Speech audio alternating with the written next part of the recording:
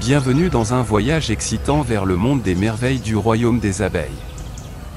Ce royaume est l'un des écosystèmes les plus fascinants et complexes de notre monde naturel. Cette vidéo explore les secrets de ce monde étonnant, où les abeilles construisent des colonies étonnantes et mènent une vie sociale unique. Nous examinerons les merveilles de la structure de la ruche, l'organisation de la société des abeilles, et comment ces créatures extraordinaires interagissent pour atteindre un équilibre étonnant dans la nature.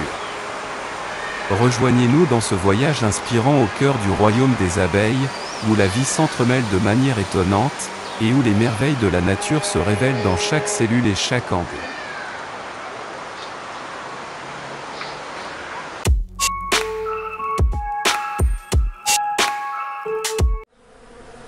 La colonie d'abeilles. Premièrement, la reine. Il n'y en a qu'une dans la ruche, et si leur nombre augmente, elle tue les autres ou une nouvelle colonie émerge. Elle a un corps long et mince. Sa mission principale est de pondre des œufs et de lier les ouvrières en sécrétant des substances odorantes spéciales, les empêchant d'élever de nouvelles reines ou de s'immiscer dans la naissance. Il est étonnant de noter que si la ruche est dépourvue de reines, une ouvrière prend sa place, mais elle ne produit que des mâles. La fécondation de la reine se produit dans une période de 10 à 30 jours à une distance de 1 à 5 km du sol. Deuxièmement, les mâles. Ils sont les plus grands de la colonie en taille. Leur fonction principale est de féconder la reine. Ils n'ont pas d'aiguillon.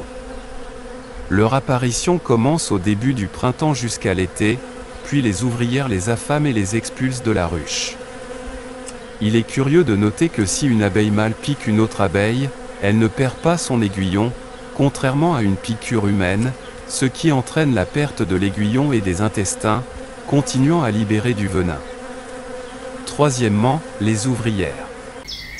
Elles sont plus petites en taille que la reine et les mâles, et ce sont des femelles incomplètes. Leur tâche comprend la collecte de nectar et de pollen, la défense de la ruche, le nettoyage, l'alimentation des larves et la construction des cellules. Il est étonnant de noter que leur rôle évolue avec le temps en raison de changements dans leur structure corporelle, et ce qui est encore plus étonnant, c'est leur capacité à adapter leur structure corporelle en fonction des besoins de la colonie. Les merveilles des abeilles. La forme hexagonale des cellules est la meilleure géométrie en termes de force, de durabilité, et d'utilisation maximale de l'espace sans gaspillage.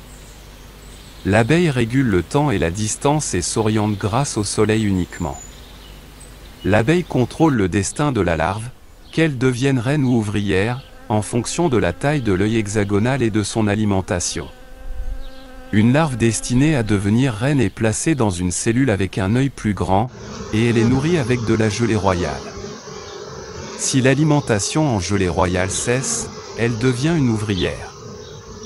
Les abeilles voient les rayons ultraviolets, ce qui leur permet de travailler les jours nuageux, car ces rayons pénètrent à travers les nuages.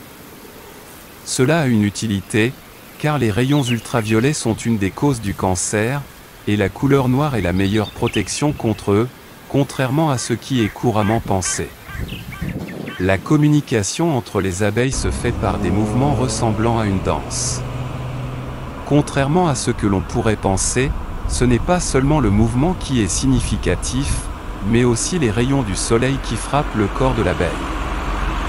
Chaque mouvement a un sens spécifique en termes de direction et de distance.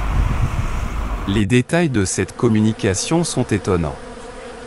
Chaque abeille a une odeur distincte associée à sa cellule. Ces odeurs varient d'une cellule à l'autre. Placer une reine étrangère dans une ruche conduit à sa mort. Une méthode ingénieuse est utilisée pour introduire une nouvelle reine. Elle est placée dans une petite boîte avec des trous. Si les abeilles l'acceptent, elles la nourrissent.